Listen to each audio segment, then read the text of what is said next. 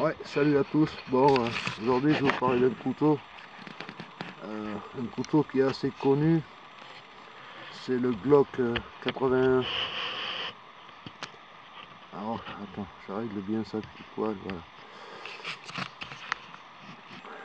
Ouais, ok. Alors, je vais vous montrer une ou deux bricoles que j'ai fait dessus. Mais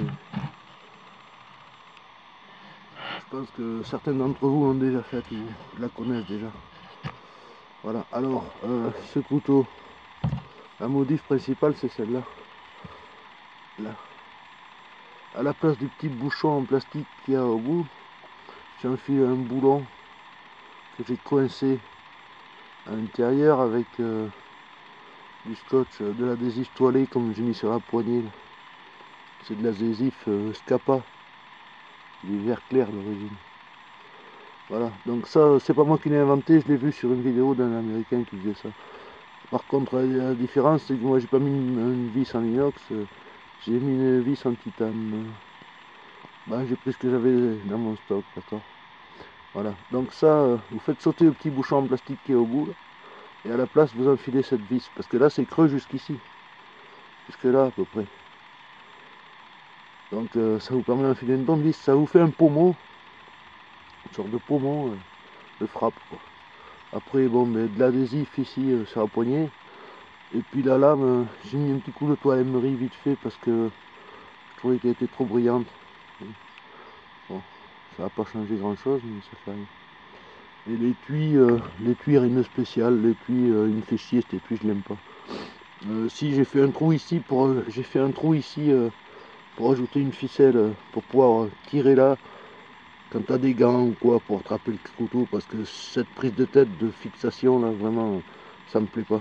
Puis même leur système de ceinture là, bof, c'est très moyen, j'aime pas du tout leur étui. Je vais en refaire un. Là sur l'étui j'ai enroulé sous l'adhésif militaire camouflé là, il y a du Gorilla Tape. Bon, puis là au bout enroulé c'est une cordelette qui permet de l'attacher autour de la jambe si on le met à la ceinture et qu'on veut pas qu'il balade. Mais bon, moi je le porte jamais comme ça. Voilà. Donc un truc que j'ai fait mais qui ne me servira pas, ça. Il y a une chance sur 200 qui me serve, quoi. Voilà, c'est tout. Je voulais pas, j'ai pas grand chose d'autre à dire.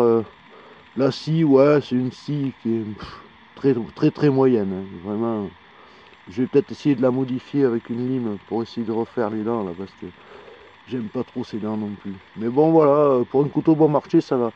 Ah ouais, puis j'ai une modif que j'ai viré là. J'avais mis ici autour là, il y a un espace, vous voyez, entre la garde et la poignée en plastique, il y a un petit espace. Je sais pas si vous verrez bien. Bon bref, j'avais foutu là une ficelle pour pouvoir avoir un truc autour du poignet pour pas échapper le couteau.